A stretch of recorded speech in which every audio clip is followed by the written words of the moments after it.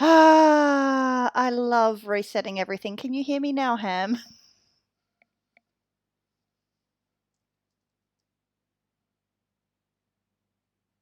Hooray! This is what I get for resetting everything.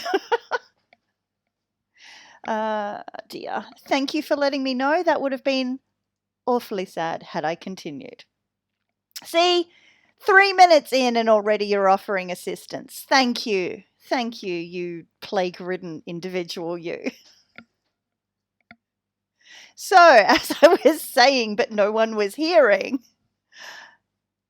always trying for a number of streams, but yesterday the poor computer needed some attention. So instead, we're coming with you tonight. Wait, you know where a three meal deal is? That doesn't exist in this economy. That's not a thing. You're like a $3 meal, also a unicorn. So, anyway, we're going to finish making Cursed Bob tonight. Now, if you weren't here for the first session of this, Cursed Bob. In all of my chronicles, there is always a Bob, always a friendly Nosferatu somewhere. Happy to lend our coterie assistance. Bob knows a lot more than he ever lets on, and yeah, can steer players in the right direction. And so, if you've caught any of my shows out there, you will have met Bob in one incarnation or another. And unfortunately, this Bob, this very, very cursed Bob, is not a Nosferatu. He is, in fact, a ministry. So, oh dear. We're attempting to do ye olde pen and paper character creation, but not paper and pen. So, using a PDF, because I figured we would then try and do proper character creation when I have, a computer that can hack it, with various different platforms and see what's actually easiest. And I thought this could be a little bit of a series. But if you are not familiar with Bob, welcome to Cursed Bob. Bob is an alien-believing muso who has been embraced by clan Ministry. And for those who aren't familiar with Vampire the Masquerade and the Ministry, they're also known as the Clan of Snakes. They're religious. They're very good at enticing followers in. They always have something you want and have a way of worming their way into your lives. One of these days I will get to play a ministry because they're actually quite enticing and delicious. And I have never played one. Oh, no, I have. I played a Setite a long, long time ago. But I've never played ministry in 5th edition. Hi, Mia. So our poor Bob here was sired by Roger Cumbersnatch. And as we can see, being a muso, he tends towards the more charismatic. And, we figure he's got to have a little bit of stamina for stage appearances and keeping the gig going. A little bit of a short fuse, given that his composure is currently sitting at 1. But, fairly well-rounded elsewhere. Now, we calculated his health and his willpower. So his health, when you're calculating these stats for a Vampire the Masquerade character in 5th edition, your health is your stamina plus 3. So he has a health of 6, and your willpower is your composure and your resolve combined. So poor Bob only has 4 willpower to play with. Very sad. Very sad. Okay, so then coming down into his skills, we Might have gone a little off script with this section, but we can see that he has pretty good performance. Obviously, he's a muso, so he would need some stage presence. He's pretty persuasive. You know, you've got to get those groupies on side, and also lie to them. Hence the subterfuge being a little bit higher. He has a point in occult because of his belief in alientology, and technology is also up because, well, you know, you've got to promote your gigs somehow, and so obviously he is the promoter for the band that he's playing in. I've been fixing up my TTRPG system so it's fully playable. Awesome. Sounds fantastic. Would love to know a little bit more about it. And then obviously because he's a muso, he's got to be able to carry his gear and be able to hold himself in a fist fight, you know, if it one should break out in the pit. So he's got a little bit of brawl, athletics. He's probably also the driver for the band. So he's got some points in drive. Now, the 3 in-clan disciplines for the ministry are obfuscate, presence, and protean.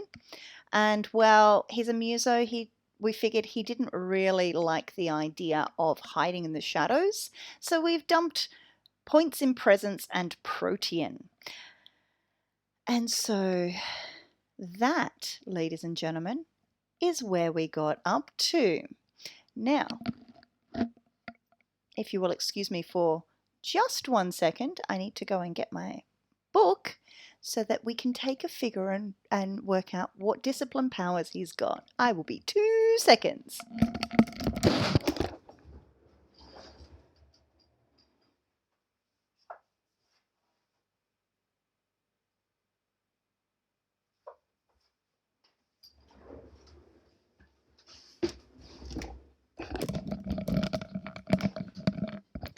It's called Grafthorn's Era of Evil.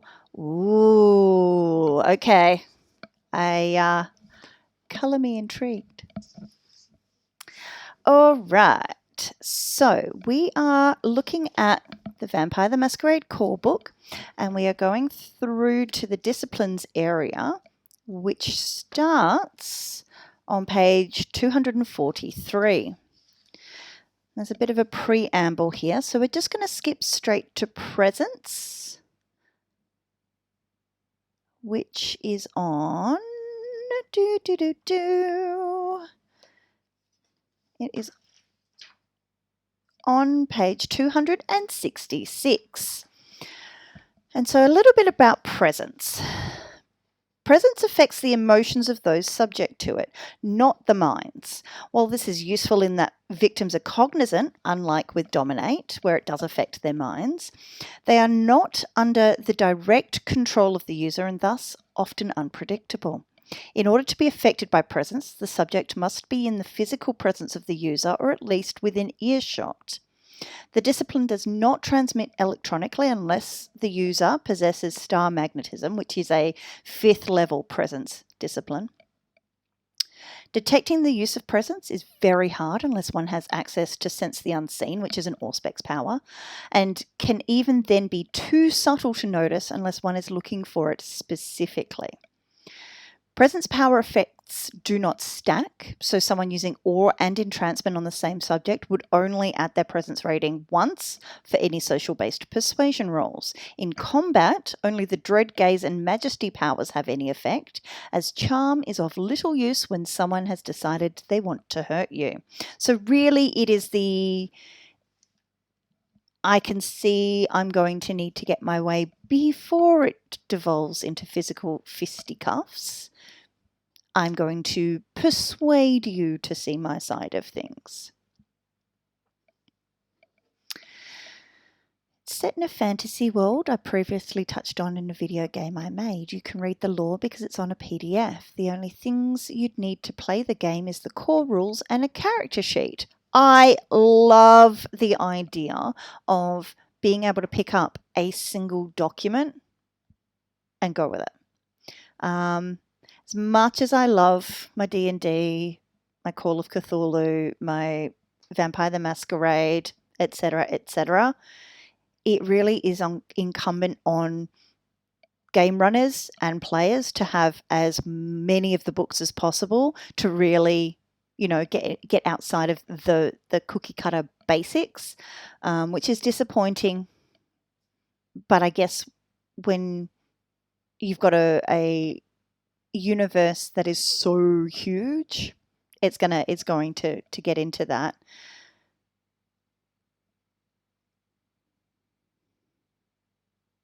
The character sheet is 1 page long. All the 4 major parts are in separate PDFs. Cool. Good to know. I really like the simplicity of it. That's great. I will have to keep an eye out for it. Send me a whisper on where I can find it. Okay, so back to Bob. We are looking at presence. Now, Bob has 2 points in presence, which means he can get 1 level 1 and 1 level 2. So I think that the level 1s, as far as presence is concerned, we're looking at awe and daunt. Awe is, hey, look at me. Daunt is, get away from me.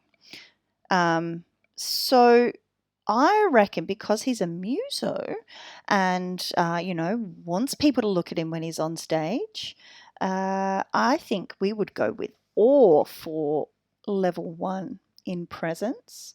So we are going to annotate,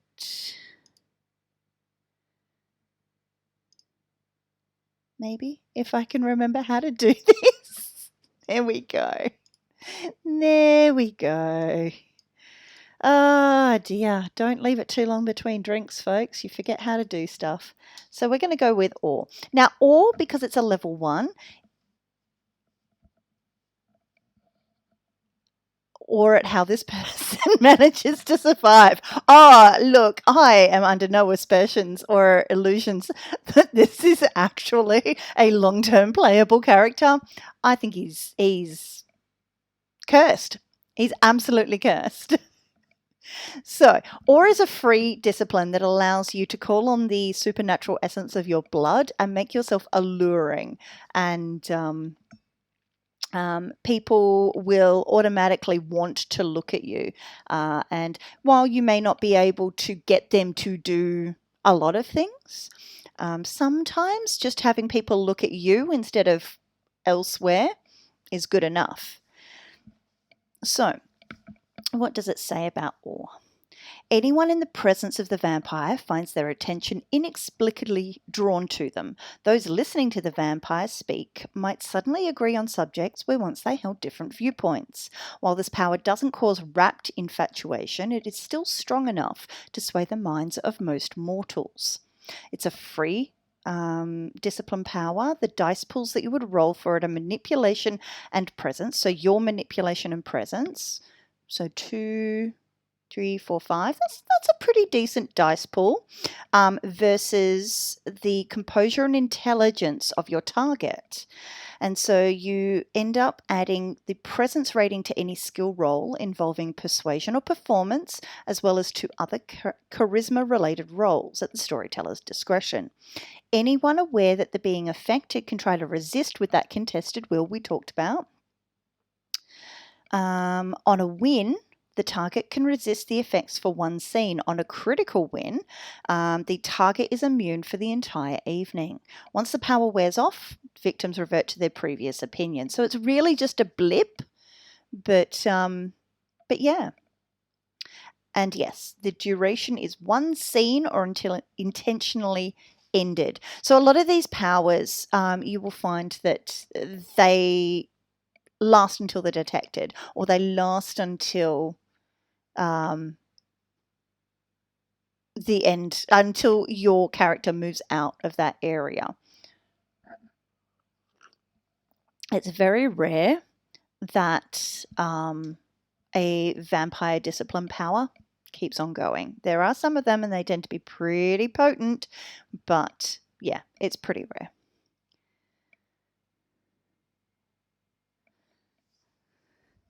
Now looking at second level. Well, for presence, in the core book, there's only 1 second level in discipline power, and it's lingering kiss. And so I can see Cursed Bob having this. The kiss of a vampire induces near ecstasy in the victim, but this power leaves other kisses in the dust. Victims fed upon by the user are temporarily empowered, but also become addicted to the kiss, obsessing over it, and even seeking the vampire out for repeated feedings. Mortals often become anemic, self-harm, or even die from this addiction. Addicting other vampires is also possible, with the caveat that obsessed vampires demanding to be fed from quickly lead to the user becoming bloodbound. Once bloodbound, a vampire becomes unable to use his power on other vampires, being limited to employing it on mortals. So, Cursed Bob, cursed as he is, I could see having this. I mean, he would probably initially think of it as, I will get the groupies, and who knows, maybe he slips up. So lingering kiss. It is also a free discipline power, and the vampire can choose this power during each feeding where they sate at least 1 hunger. The victim gains a bonus equal to half the user's presence, round up,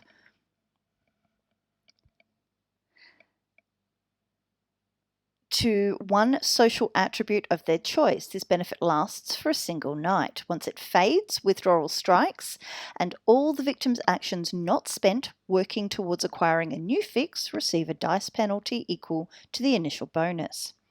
A victim in withdrawal can spend willpower to ignore the penalties for a scene, and the penalties go away after a number of nights equal to the user's presence rating. So in this case, 2. The power cannot be used on other vampires by a user who is under the thrall of a blood bond. So if you are bloodbound and you try to take advantage of lingering kiss on another vampire, it's not going to work. Also, vampires with the unbondable merit cannot acquire this power. That is good to know and something I often forget. Duration, a number of nights equal to the user's presence rating. Cool. So that is lingering kiss. Then we come to protean. So, what does the book have to say about protean? Werewolves despise vampires for the possession of this ability. They consider it a mockery of their own nature, as undead beings become wolves or bats, bearing claws and gnashing fangs like one of their own. Yet, protean has flowed through the blood for almost as long as kindred have existed. The power to mutate, shift form, and become ever deadly predators is as natural to the vampire as it is to the lupine. Practitioners of protean employ the discipline for its utility. The power enables a vampire to become a beast, turn their limbs into weapons, or change their shape into clouds of mist to evade capture, glide through keyholes, or slip through cracks in a window. And of course, with such abilities comes a rather high masquerade breach threat. So, our friend Bob here has, once again, 2 points in protean. Taking a look at level 1, just in the core book, we've got Eyes of the Beast and Weight of the Feather. So Eyes of the Beast allows you to look in the dark, even in like a total absence of light. So it's kind of if you're familiar with D&D, it's a step up from dark vision, where you still need some light to be able to see. But yeah, it does also make your eyes glow. Weight of the feather means that you can reduce essentially your mass, and so you can jump up on things with less weight. You can avoid triggering traps in the floors, that sort of a thing. Now, what do I think that cursed Bob would have?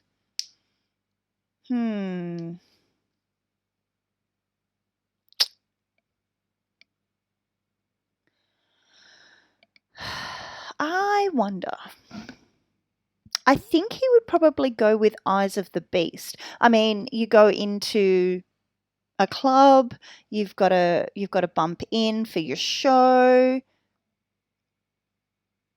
Is it similar to low light vision? So, low light vision in Pathfinder allows you to look in, as you say, situations where there's low light. Eyes of the Beast, you do not need any light at all. There's basically kind of like, think of it like there's a sensor in your eyes that helps you figure out where stuff is, but you can actually see it. Let's read the book. The vampire can will a supernatural red gleam into their eyes, giving them sight even in total absence of light. It's a free skill, and no roll is required to activate it. While active, the user ignores any sight penalties imposed by darkness, including supernatural darkness. So I guess it would be like anything that grants you, grants you vision from magical darkness, I guess. Dark vision is still, you still need in D&D, you still need some light, and you see in shades of grey. This is total absence, and you are creating the light from your eyes, I guess. But I mean, there's no direct correlation, but I guess, dark vision would be the closest thing. Yeah. While active, the inhuman appearance of the eyes confers 2 bonus dice to intimidation pools against mortals, and it can last as long as you like. So yeah, I reckon he would go with Eyes of the Beast.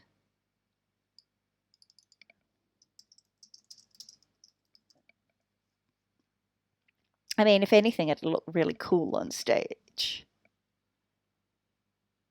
I always want to hear about Vampire the Masquerade campaigns. So long as it isn't crossing any social proprietary lines, if that's the nicest way I can put it. Okay, so taking a look at level 2 for Protean. For most disciplines, just out of the core book, there's only one level 2. So normally you start off with at least 2 level 1 options. You go up to level 2, there's normally only one, and then level 3 you get to branch out again. When they were doing V5, they were attempting to take 20 years worth of writing and kind of streamline it to make it easier for new players to come in. And so you get a lot of these powers that kind of feel like they've been mushed up and carved down and tried to be put into a shoebox.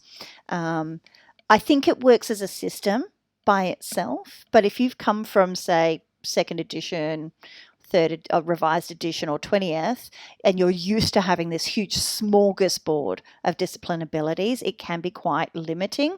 Hence, a lot of people out there are doing their own sort of translations between the various editions that are out there and 5th.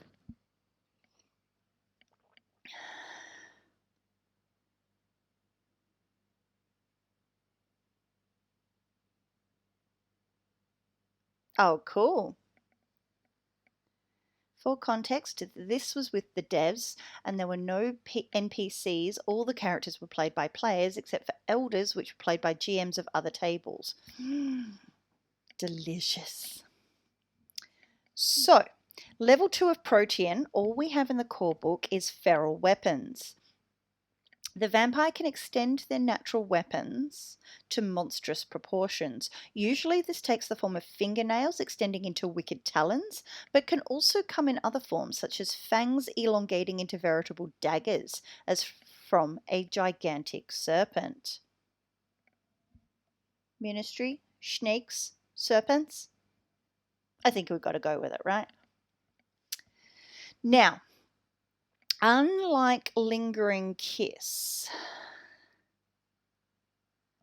the level 2 protean power of feral weapons does cost to activate.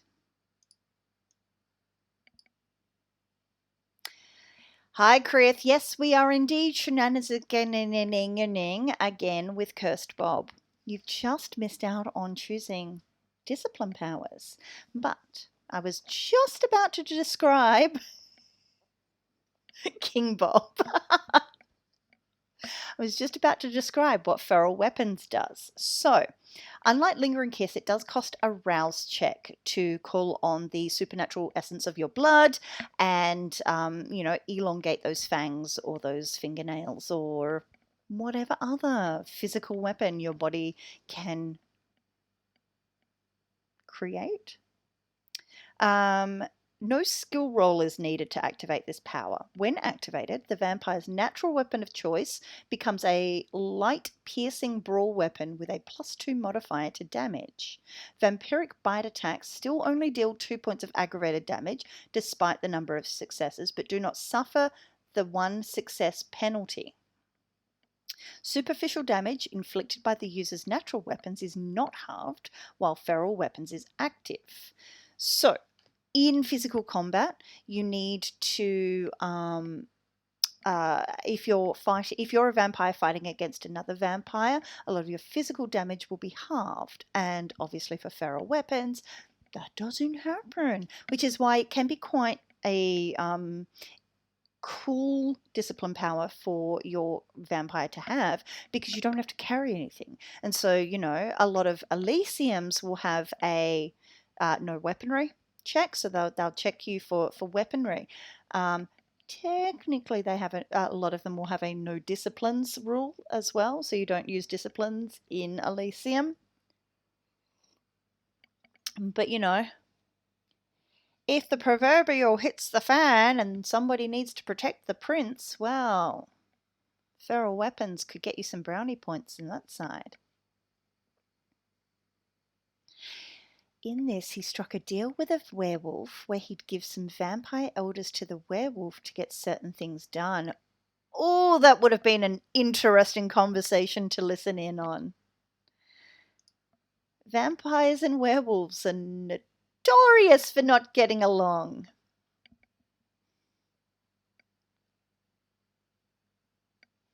What if I'm a vampire fighting against the weight of madness caused by being and eternal being? You're on your own then, buddy. Soz. But I do hear there is a certain clan who would be very interested in having you amongst their number. All right. So, that is poor Cursed Bob and his discipline powers. We are going to take a look at his humanity. So, all baby vampires start at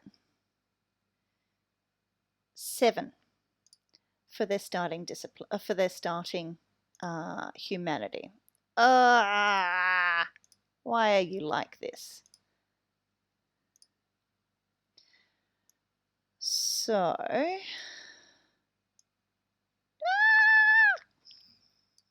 this would be so much easier if I decided to not use this goddamned app for this.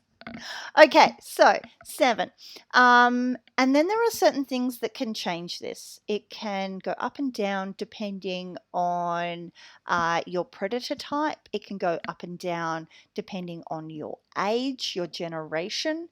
Yeah, there's a bunch of factors that can play into it. So we have not given Bob a generation. So your generation is supposedly the number of generations, crazily enough, of vampire you are away from the granddaddy of all vampires, Cain. Canonically, the first ever, if you believe the story, vampire. Cursed by God for killing his brother Abel, blah de blah de blah. Yeah. So, most vampires in the modern era are considered considered childer if they're embraced in the last 15 or so years, and neonates if they were embraced between 1940 and about a decade ago. Now, I would actually place our cursed Bob here as a childer because muso, drive, all the sorts of things that I think he's a rocker boy. I think he's like heavy into a band and then caught the eye of his sire. And I'd probably put him at 13th generation, which is the last generation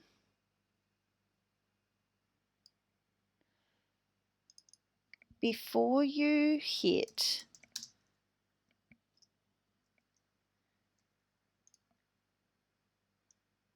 if memory serves, Thin Bloods.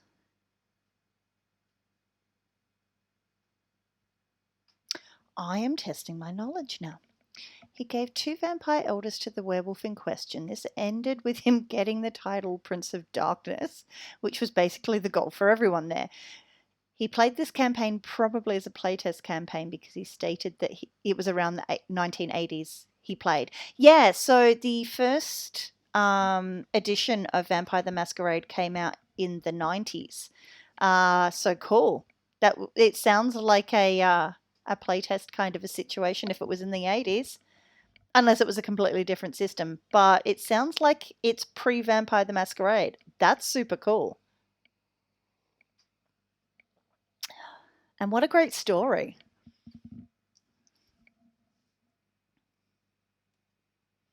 Okay, I'm going to have to check something because my memory is not serving me well today.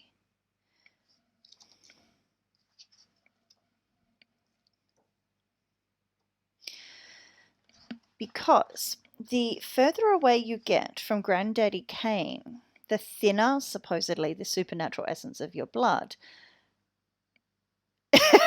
No, never met him.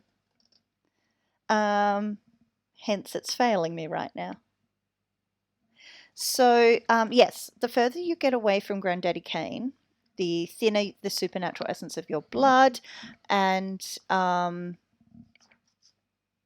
the comes with it like different types of abilities and disadvantages, really.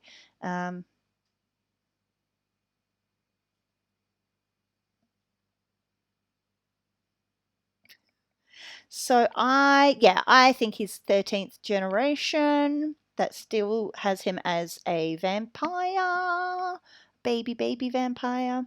Cool. So for 13th generation, he has a blood potency of 1. So we can, let's go here. Let's just do that and go boop and go boop.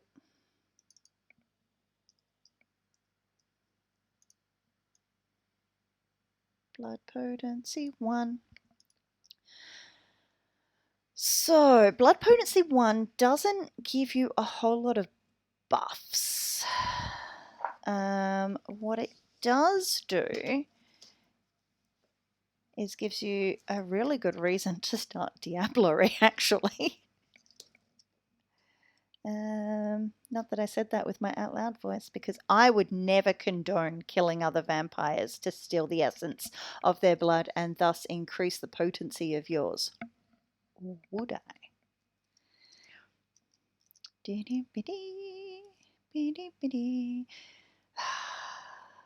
Can you tell that I removed all of my markers in my books? Gah. There we go. It's right at the back. All right, so blood potency of 1. There are certain things that you can do with the potency, the strength of your blood, essentially. For certain things, roles, you may want to risk getting a little bit hungrier so that you can add more dice to your dice pool. And what this looks like would be, you know this is a clutch moment. You're going to make essentially like a short-term pact with your beast to go, right, just help me this one time. We'll be cool. We'll be chill. Just help me get over the line. So for blood potency 1, when you are surging, so calling on your blood to help you a little bit more, you can add 2 die. You can mend, I think it's 1 point of superficial. Yep. So there are 2 different types of damage that you can have, superficial or aggravated. So you can make a rouse check to mend 1 point of superficial damage. You can make 3 rouse checks, if memory serves, to heal 1 point of aggravated. I think that's how it goes. I don't tend to play vampire characters that get into damage territory too much. I tend to run away.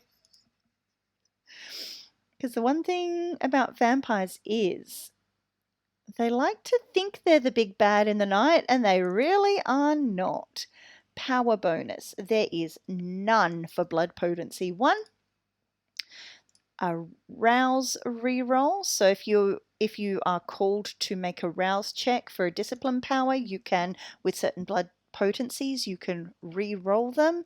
And level 1. Well, that's kind of useless because I don't think there's any level 1 discipline power that requires you to make a rouse check. There is, I'm not remembering it. Feeding penalty, no effect. Bane severity is 2. And so what this is, we'll get into Clan Bane in a second. The clan, your Bane severity is how much you suffer from basically the curse of your bloodline. And so that is blood potency. All right. Now, going back to our character creation guide, we have done our disciplines. We've figured out our humanity. We are on to advantages and flaws.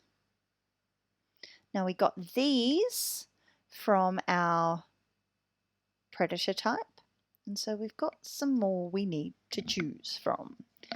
7 points for advantages and 2 points of flaws. Now, chat, I have a proposal for you. This is one of my all-time favorite flaws, mostly for one-shots, because it is freaking hilarious when it happens. But how do we feel about making Bob steak bait? So what steak bait is I think it's a 1 point flaw where ordinarily a vampire getting staked would just put them into torpor. It's like a snoozy snooze where you're conscious but not aware, if that makes sense. You know stuff is going on, you can't do anything, you're completely paralyzed, and you can really only make out your immediate vicinity. So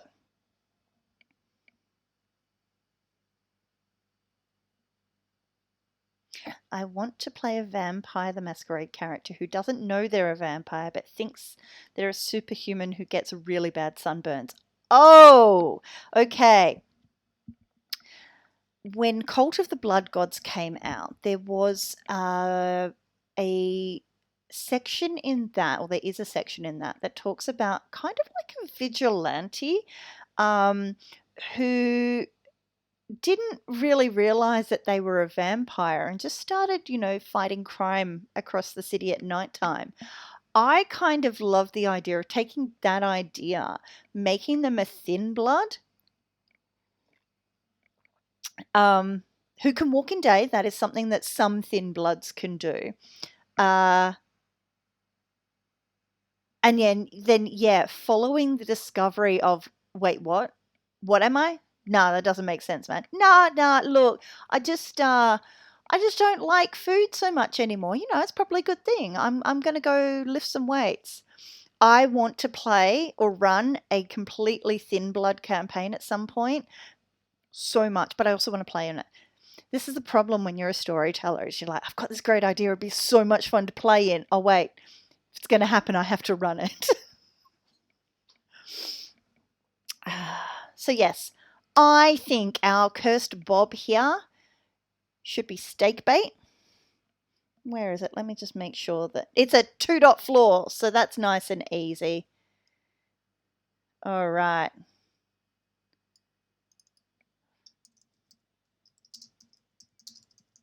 So what?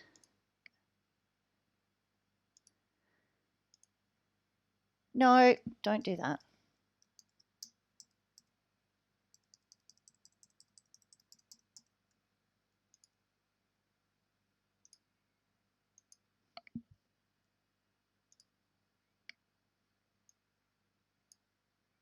One, two.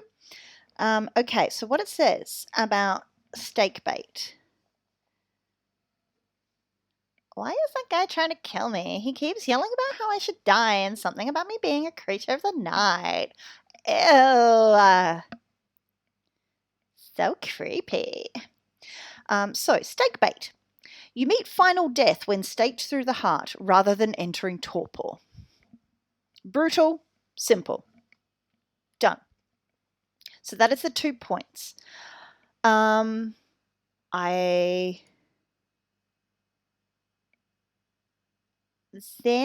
kind of love the idea of him having iron gullet. So he likes all of this, new food, fresh blood, likes it, but can also drink cold grossness. Because, you never know where you're going to be. So that's, whoops, 3 points. Okay, iron gullet. You can feed from cold blood, rancid blood, and fractionated plasma. None of these provide resonances, and Ventures can't take this merit. Can vampires still enjoy steaks and other food? So, they can eat food if they've got a particular merit that allows them to. It's not satisfying. It still tastes like ash to them, but they can eat it and keep it down to maintain appearances. And where is it? Eat blood. No, eat food. Eat food. Where is it? Eat food was here. You can consume food without effort and might even enjoy it, although it gives no nourishment, must be expelled before resting for the day. So what goes in has to come out. Yeah. So when I am running games, I will tend to say that, I mean, you may enjoy the ritual of eating food, but it does nothing for you. Does that make sense? You've got to remember in this universe anyway, when you are introduced to the blood, it is the single most incredibly satisfying sensation you will ever and have ever experienced, short of committing diablerie, which is drinking the whole vitae or blood of another vampire, plus the little extra bit that is kind of their soul, their essence. That is possibly, a step too far. Obviously, there are gradients in there, and some blood is better than others, but yeah, it is the reason it is so intoxicating and why it's really, for ghouls at least, it's the only thing that kind of keeps them off the drugs or whatever. Um, at least that's my interpretation of it. That drinking blood is such an all-encompassing sensation that you don't want for anything else, and nothing else really satisfies you the same way. Cool. So we've got 4 more points of merits to choose from. So we've got things like looks. We've got things that can affect how easily they are blood bonded. I feel like being a muso, he's got to at least be good looking. We might give him 2 dots in looks, which makes him beautiful. Oop.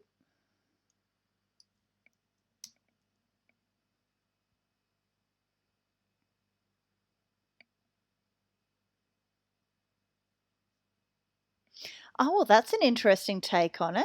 Okay. So you're linking vampirism more closely with something more infernal if it's given to them by an imp?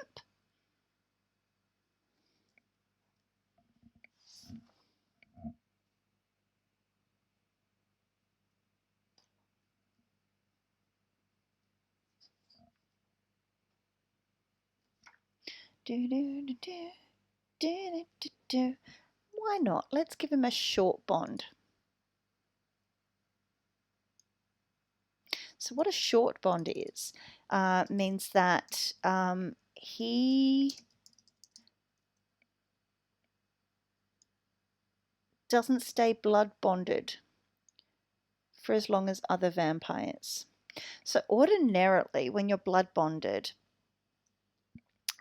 you need to top up on the blood of whoever you are bonded to at least once a month for it to keep happening. Basically, you have 3 sippy sips of somebody and then you're blood bonded to them, unless you've got something that affects that.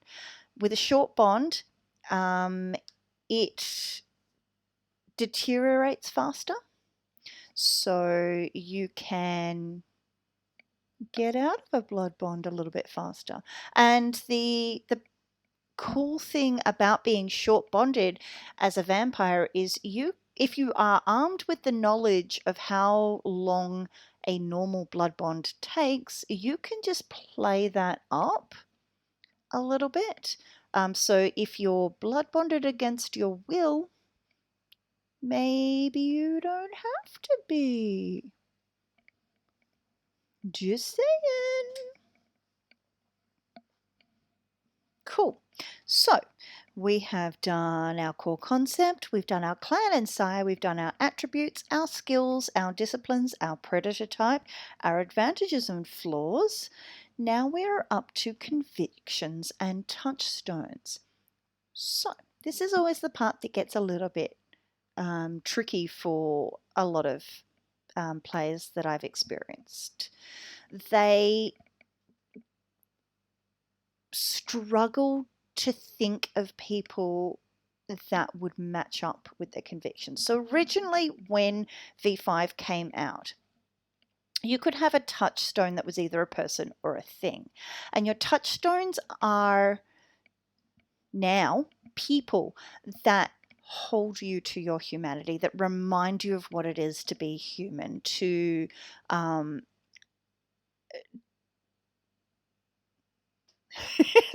You're fine, Nez. Hi. We have given Cursed Bob some discipline powers. We've checked his blood potency. We've gone through advantages and flaws, and now we're up to convictions and touchstones. So, touchstones are basically what holds you to your humanity. Whenever the beast gets a little too loud in the back of your brain, they are the things that are going to pull you back from the brink of going into whitedom, basically. They being a vampire is a constant struggle between, do I give in to the beast or do I simp over humanity, basically? And so I find that a lot of players look at this area in isolation and have difficulty thinking of it as as part of a holistic approach to a person. I feel like your touchstones and your convictions are your personal keystone.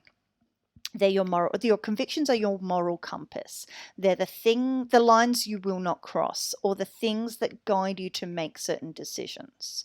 Your chronicle tenets are more impactful. So your chronicle tenets are the guiding light for how your coterie or your group of players will make decisions, will choose to interact with the world. Lines you will not cross. It's almost like an additional lines and veils sort of a thing. So this is why I like to have a conversation with my players first up and go, well, what is the type of person you want to play? Because then this section becomes a lot easier for people to kind of talk through, especially as we talk about them being a person first, and then we kind of layer the vampire over the top of it. So Bob is into his alientology. He's a showman. He's a muso. He's interested in spreading the word of alientology through his band. I feel like his convictions will be more along the lines of will be less humanist and more, I don't want to say zealotry, but kind of there. Let's take a look at the book and see what sorts of things they suggest, because this can be a really good jumping point to start coming up with your own. I do know that a lot of people tend to go with what's already in the book and just make decisions for ones that kind of make sense. That's generally because by the time they get up to this part, they're like, I don't care, just pick something. Which is kind of sad, because this is the fun stuff for me. Where are we? Convictions, 172. And so the book is pretty helpful in that it splits up your convictions and your chronicle tenets into thematic groupings, I guess. Of convictions, it says, each character begins with 1 to 3 convictions. They're human values that you should attempt to uphold even after death. The specifics of these convictions are up to a player. They might reflect a religious code, a personal ethical core, a vampiric path, or just the things that the character does or balks at without ever really considering their philosophical weight. The storyteller should feel free to reject suggested convictions on the grounds of taste or of suitability for the type of story they intend. And so this is one of the reasons why I don't accept players at conventions and stuff like that bringing their own characters into my game. I always provide a pre-generated character because I know what kind of game it's going to be, and I can form convictions and chronicle tenets around that. I have had people attempt to bring in their own characters with their own moral compass, for want of a better term, and it hasn't met with the game and been at loggerheads.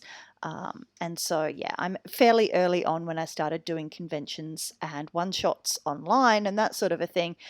Just went, I'm going to make pre-gens. It's so much easier.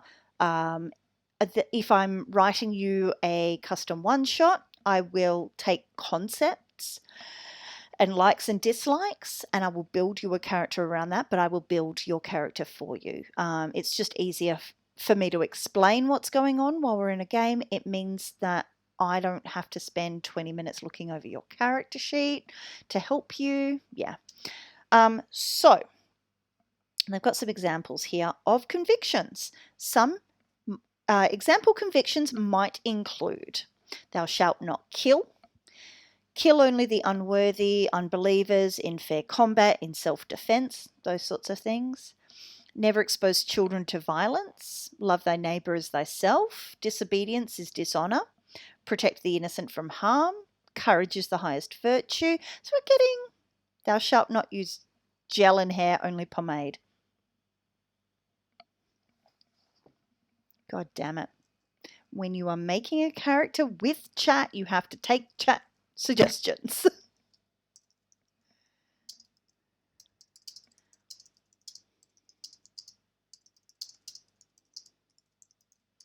All right, so ordinarily we pair a conviction. No, don't go back to bed unless you need to. We pair a conviction with a touchstone. So a touchstone is a person that reminds us of this. I think he needs a hairdresser, ex-girlfriend.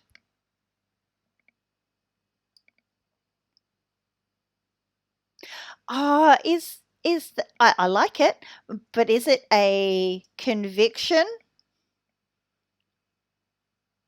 or more of a serving suggestion? Maybe if it was a thin blood who could eat food, I would take it. But for a full-blooded vampire who can't eat food, let's go Jessica. She is an ex-girlfriend who is a hairdresser. Always use lube. Because in the wise words of one of my favorite movies, there's always time for lubricant.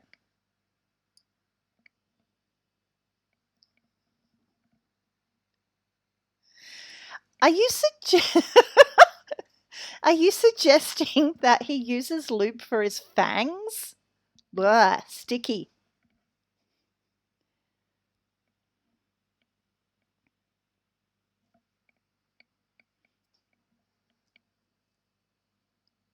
I will attempt to take your very good advice there, and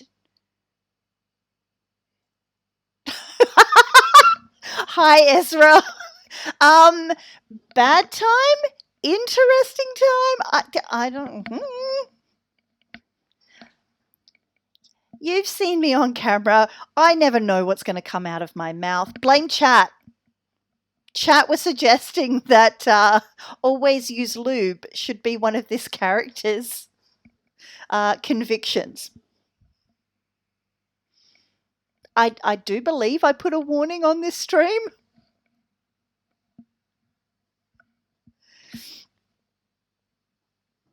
Yeah, it's always Chris' fault. So one of the other suggestions that they have here for a conviction is, where was it? Never act against another, insert group here. I think he would never move against another person from Alientology.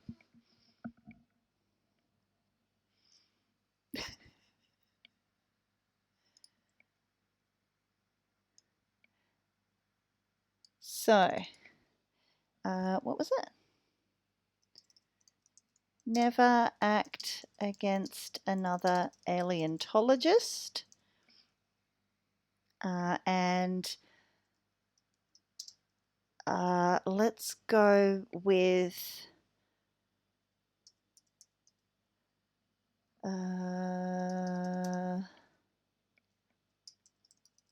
got to come up with ranks in this church now. Seeker Stephen. There we go. He's a minister. Seeker Stephen, a minister from Bob's Alientology Church. There we go.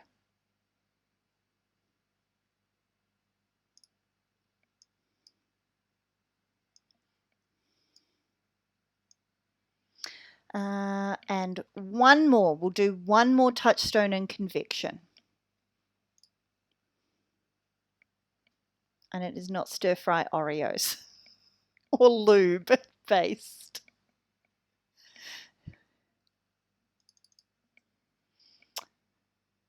So, an interesting thing about convictions, if you get a stain, always drink from the rich. Oh, I like it. Always drink from the rich. Very rocker boy. Cool. So if you gain a stain on your humanity, which is, limits how much humanity you can have, don't eat the rich. Compost them and then make gardens, because prion disease is a thing, folks. Don't look it up. It's frightening as hell. There's no cure for it. Keeps me awake some nights. All right. Who is the touchstone that reminds our friend Bob here, always drink from the rich?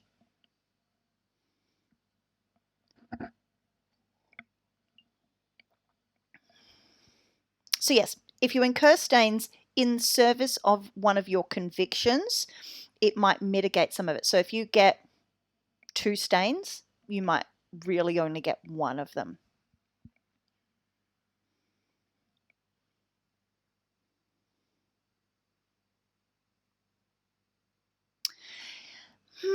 So the jury is out as to whether or not ghouls can be a touchstone, because they've already kind of started to cross the line from humanity to vampire. They're kind of in this purgatory world. Generally, I don't allow ghouls to be a touchstone. One, they're aware of kindred kind anyway, and it's far more interesting if the person who tethers you to being human doesn't know that. So yeah, the reason I don't tend to allow ghouls to be touchstones is because in order to be a ghoul, you have to be at least semi-aware. Yeah. So anarchists are an anti-governmentalist, or someone who works for charities, that sort of a thing. Yeah, I went all over the world, all over the World Wide Web, all over the internet to find an official rule on it, and I can't find anything specific. But just going from kind of the discussion on what a touchstone is, it seemed to me like a ghoul, a revenant, that sort of a thing wouldn't really work. But I am happy to be corrected. So if someone does find an official rule on it, let me know, because I'm always up for it. That being said, I'm the freaking storyteller. It's my story and no ghouls. Okay, so going with the anarchist, anti-governmentalist, I am going to go with, let's go with a touchstone from one of my other characters, Wheels. A wheelchair user who attends rallies and marches to throw Molotov cocktails into police cars.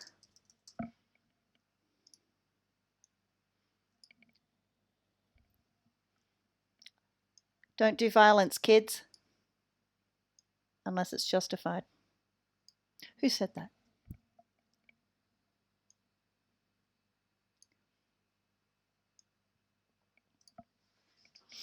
Okay, so we've got our touchstones and our convictions, and I will tend to put them together like that. I will think of a conviction and then pair it with someone who might link up with that conviction. All right, so chronicle tenets. Your tenets are that shared belief across everyone in your coterie. We have violence at home. I got a Molotov and you ain't got one. What does it tell us in the official book about chronicle tenants? Why is the index 70 pages in? Chronicle tenants. 172. 172. Is it? Oh, yeah. So, let's read. The troupe should assemble a set of chronicle tenets based on anything from genre emulation, dramatic irony to personal taste or real-life player concerns. Remember that the tenets only impose moral sanction and degeneration on the characters when violated.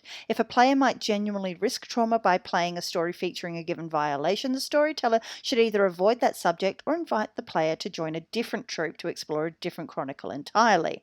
Safety first, folks.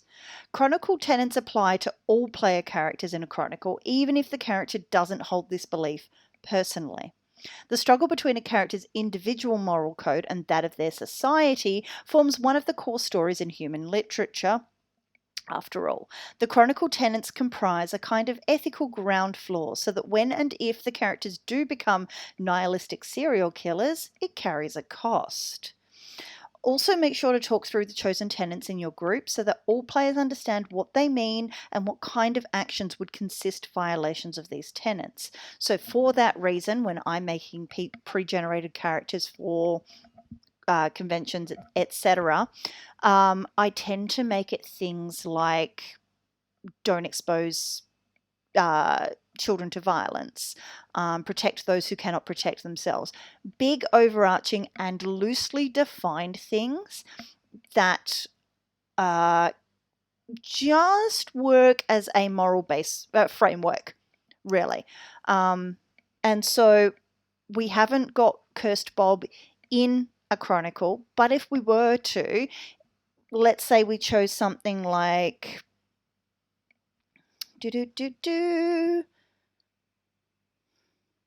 So in the street code sort of idea, never snitch.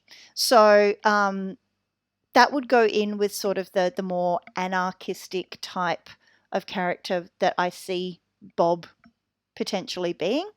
But, in the event that, say the sheriff, the Camarilla sheriff said, hey, we've heard some shit's been going down in your area. What do you know? And if Bob did know and he snitched, then there would be repercussions.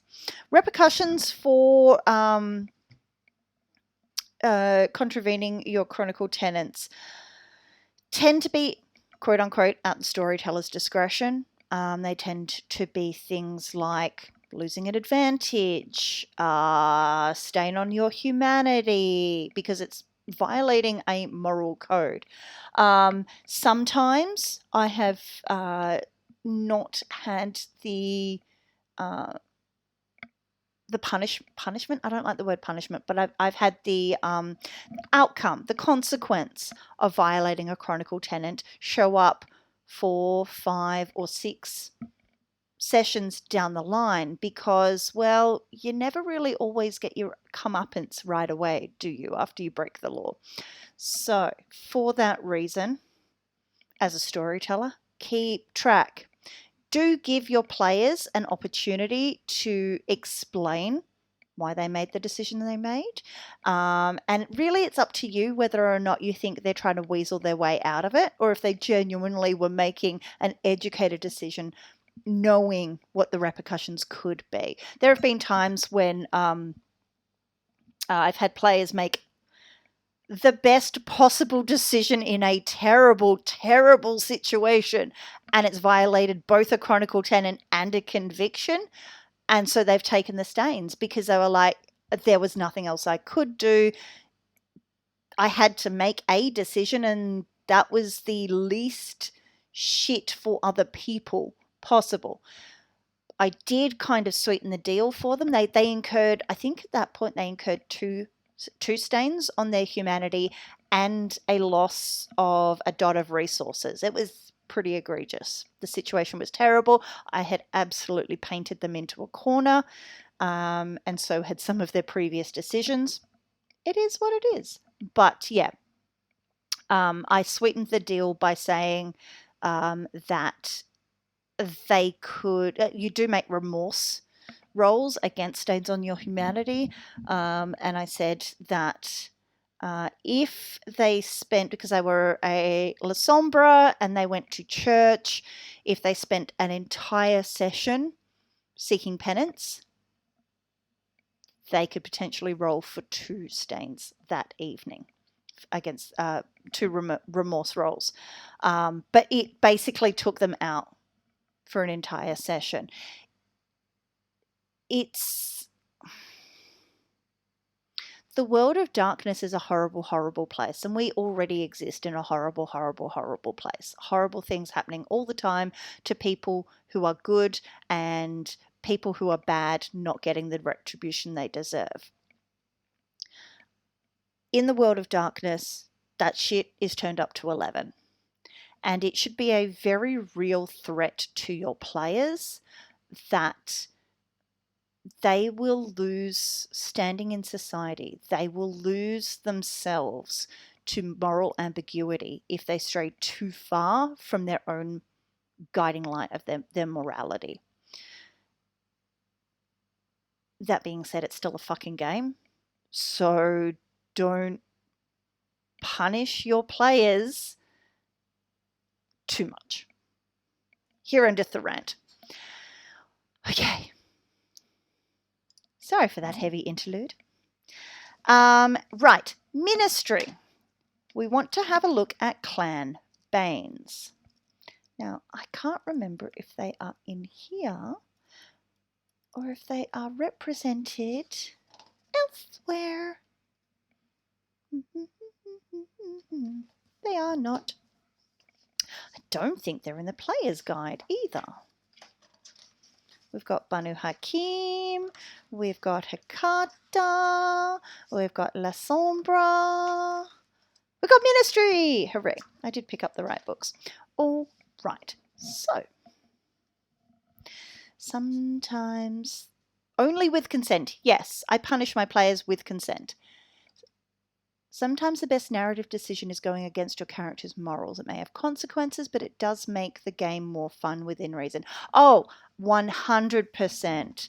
I mean, I am a firm believer in utilizing games as an exploration of self or self within society. Getting a little academic for a second here. So it's a safe space where you can make decisions that you wouldn't make normally in life. But it's very important that it is a safe space to do that, because, yeah, like I said, the world is a horrible enough place as it is. We don't need to add to that. This is supposed to be fun. Traumatic fun, but fun. All right, let's read a little bit about the ministry. The ministry always has something to offer. There's often cult-like clan recruits, those able to employ temptation as a weapon. They embrace those with the will and means to sway and trap and ultimately liberate their targets from whatever they seek, the victim's possessions, allegiance, or even faith. To the serpents, everything has a price. Part clan, part cult, the ministry occupies a strange niche in kindred society. To their own minds, the ministry serves the purpose of liberating individuals from uncritically accepting the burden of sin that has been put upon them, whether in the form of religious doctrine, social stigma, or even the traditions of the damned. Detractors have no such high-minded opinions of them, often regarding them as degenerate agitators wielding an arsenal of self-serving heresies. The smiling priest offering an easy forgiveness, the grubby pusher selling a quick chemical escape, the burlesque impresario offering a night of abandon, the charismatic smuggler offering to make one's problems just go away.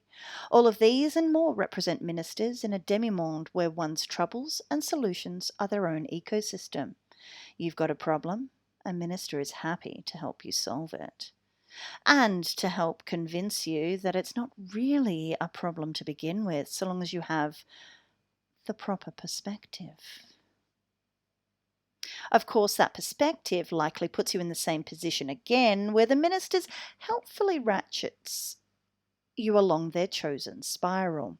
Unsurprisingly, this frequently earns them the ire of those who benefit by the prevailing customs or who maintain their own prominence by dictating societal mores.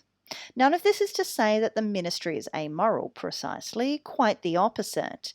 Without sin, what value has righteousness? And what is condemning sin but a method of control? The way of the ministry is to challenge a prevailing morality, to ask, why is this forbidden? And to test the merits of what can be gained by subverting default morality.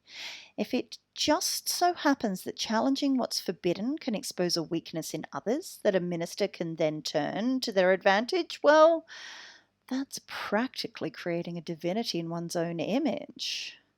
Many ministers set up shrines, temples, churches, or other places that at once mock traditional religion and demonstrate the piety of the individual serpent.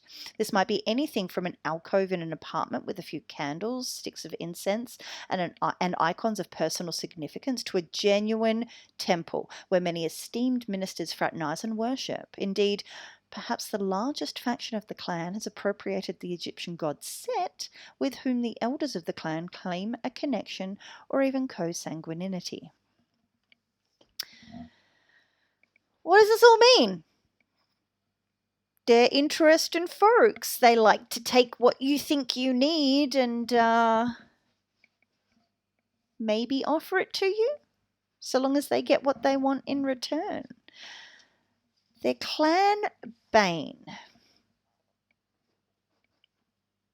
The blood of a minister abhors the light. When exposed to direct illumination, whether natural or artificial, members of the clan recoil. Ministers receive a penalty equal to their bane severity to all dice pools when subjected to bright light directed straight at them. Also, add their bane severity to aggravated damage taken from sunlight. Right. Okay, this kind of makes sense. He plays in like dive bars and stuff. So there are alternative clan banes that you can find in, I want to say, oh, which book is it? Which book are you in? I can't remember. Boop, boop. One of the V5 books. There are two differing banes that are offered. Is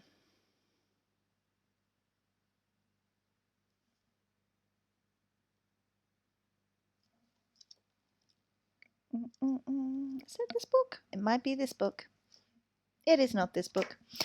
I can't remember which one it is, but yeah, there are different banes. There's two banes for each clan. So what are we going to do? Not the light. So he gets a -2 dice penalty when exposed to direct light.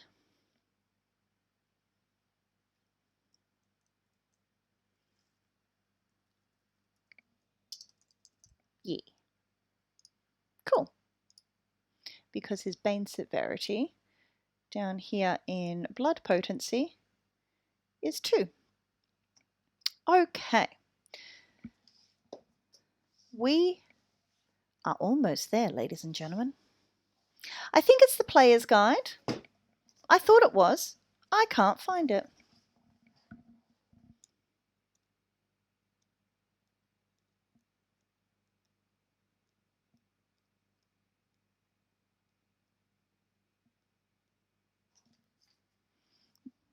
Because the indexes in these books are very helpful.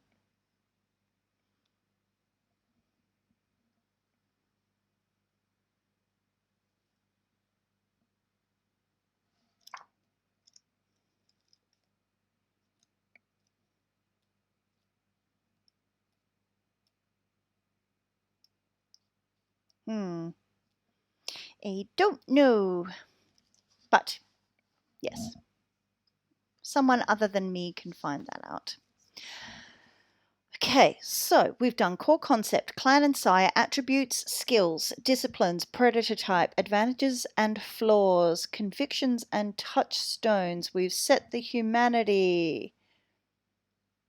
Sea of Time. We've already set him as a childer because he was embraced in the last 15 years.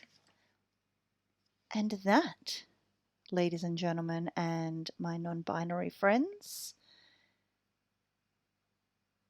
is Cursed Bob. This messy, messy, messy character sheet. Oh, we haven't set an ambition and a desire. Oh, we haven't done it yet. All right. So, ambition. It's a long-term thing that you want to work for. It has to be something that can be attained. It can't be a lofty idea. And a desire is more short-term. A desire is desires can change from session to session. Ambitions can change throughout the chronicle, but it should be something that is longer term, that can take months or a year to attain, whereas your desire is, I want that thing, or I want to see that person go down, or that sort of a thing. So, for our ministry, Aleontologist, Muso boy Bob, what do we think would be his lofty goal, his long-term thing that he wants to do?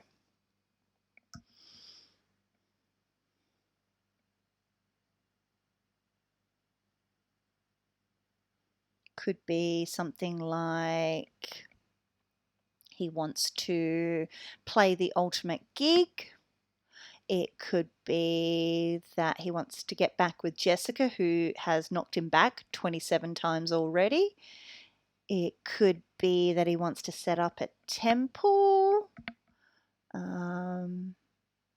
What do we think he would like to do that would put his stamp on the world?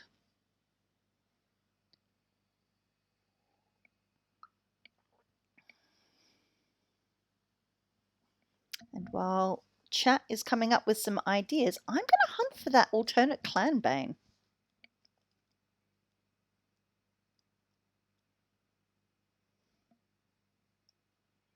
Sure, it was in the player's guide.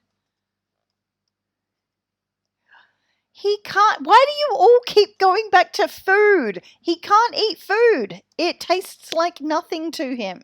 So how would he know if it's ultimate?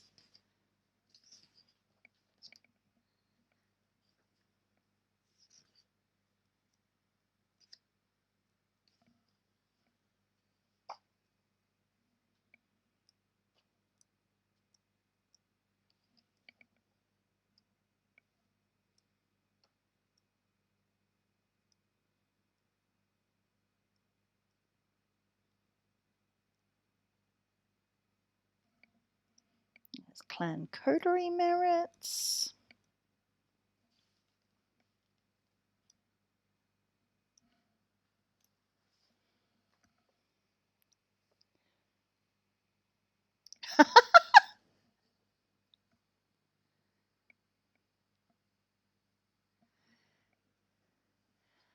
Okay. All right. No, I'm picking up what you're putting down, Nez. Rock and roll all night. He can't party every day. He just goes into torpor.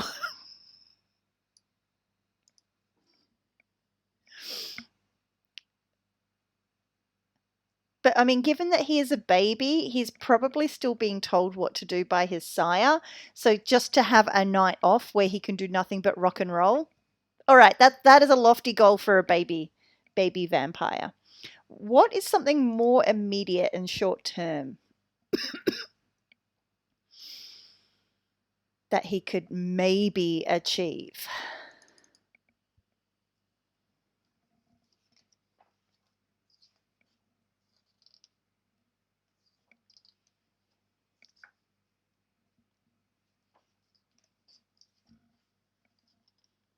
Again with the food.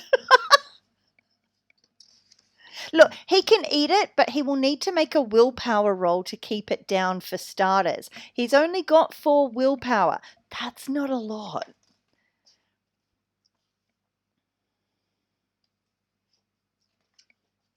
He probably wouldn't waste it trying to eat.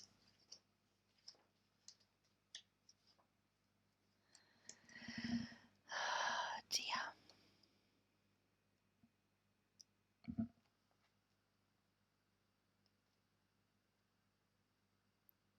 Ah, okay. So that gets into a different area. I mean, he can do it. He can eat rancid and coagulated blood. His his friend's name is Lunch. Then he's not very friendly. Wow, you guys are like I thought I was nasty, but you guys are. I'm impressed. Oh dear. All terrible, terrible people. This is why we get along. To eat lunch. There you go. All right. So ordinarily, if we were inserting Cursed Bob into a chronicle, we would add lunch to our relationship map as a friend that he wants to eat. Okay. My wonderful, wonderful, wonderful chat. We have finished Cursed Bob, our aleontologist muso who has been embraced by the ministry. He wants to rock and roll all night and to eat his friend lunch, much to Roger Cumbersnatch, his sire's disdain. He's not very strong. He's okay with stamina. He's pretty charismatic and manipulative, but has a really short fuse. He is the consummate professional showman. He is a sleaze bag of the highest order. He uses his disciplines to get by, I imagine, and refuses to use gel in his hair, only pomade, will not raise a hand against another aleontologist, and will always, always drink from the rich where possible. Does avoid light. He's got an ally in Morgoth the Spiral Dancer, a werewolf. He's got an adversary in Garfunkel the Sea Leaf from the Changeling Courts. He has a Methuselah's Thirst, which means he finds supernatural blood particularly tasty. He is, however, steak bait. He can drink the grossest of blood, but he is so very pretty and has a short blood bond period. He is just starting out in his vampire life, and his auburn hair, grey eyes, short size but large personality is going to maybe get him far when he is performing for his band Beige Snake. Well, my lovelies, this was ridiculously silly, and I loved every second of it. I think I am going to be back. Let me check. I think I will be streaming again tomorrow. Yes, streaming again tomorrow. And I will be doing another read along. So I've done the Book of Nod. I've done Dark Revelations of Revelations of the Dark Mother. I think I might leave it up to you. There are a few books that I could read from. There is also some Vampire the Masquerade fiction that I could read from. If you have a particular idea of what you might like me to read, let me know in chat now, or you can hit me up on social media. I am everywhere as Nephthysnile, Nephthysnile. You can feel free to follow along. I tend to talk about all things Vampire the Masquerade, D&D, Call of Cthulhu. I like my TTRPGs. I like my horror. I have some very interesting projects coming out. Oh, Ezra, I hope you get some very good sleep, and I will not be offended at all if you can't make it because you're sleeping. I will be happy that you can't make it because you are sleeping. And you will be able to catch it afterwards because I will pop it up on YouTube. If you are so inclined, you can watch it there.